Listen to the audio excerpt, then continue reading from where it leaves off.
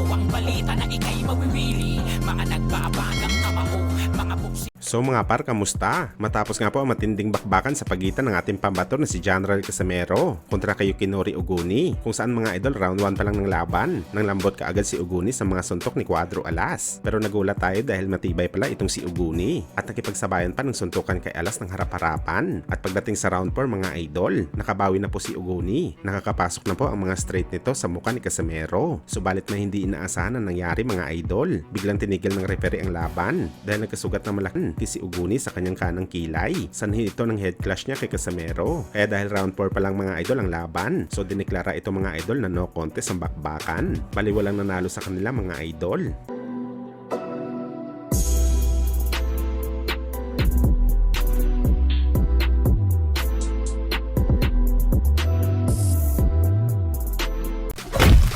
Samantala matapos nga po mga idol ang naging bakbakan ni General Casimero at Yukinori Oguni, saktong isang buwan mga idol, ang sunod po na mapapalaban ang isa sa mga pambato natin sa Bantamweight Division. Walang iba kundi si Jerwin Prettyboy Angkahas, kalaban ng WBA Bantamweight World Champion Takuma Inoue, kung saan mangyayari din ang laban sa Japan sa November 15. Bali ito ang unang depensa ni Takuma Inoue mga idol sa kanyang titulo, matapos masungkit niya ito sa naging laban niya kay Liborio Soles. Samantala ito naman mga idol ang pangalawang title appearance ni Jerwin Prettyboy Angkahas. Kapag nanalo dito mga idol si Angkahas, maging ganap na ito na 2 Division World Champion. Pero aasahan natin mga idol na hindi madali ang pagdadaanan ni Angkahas sa laban nito kay Takuma Inoue. Alam naman kasi natin mga idol na solid ang team ng Hapon para sa preparasyon nito sa laban sa Pinoy. Katuwang nito mga idol ang kanyang kuya na si Naoya Inoue at head trainer nito at ama niya na si Shingo Inoue. Paniguradong may magandang game plan sila kung paano talunin si Jerwin sa bakbakan. Pero gayon pa man mga idol, tiwala pa rin tayo sa kakayahan ni Angkahas. Kita naman natin mga idol na naka-adjust na ito sa kanyang huling laban at tila malaking tulong sa kanya ang pag-akyat nito ng dibisyon para mas lalo pa itong lumakas sa bakbakan.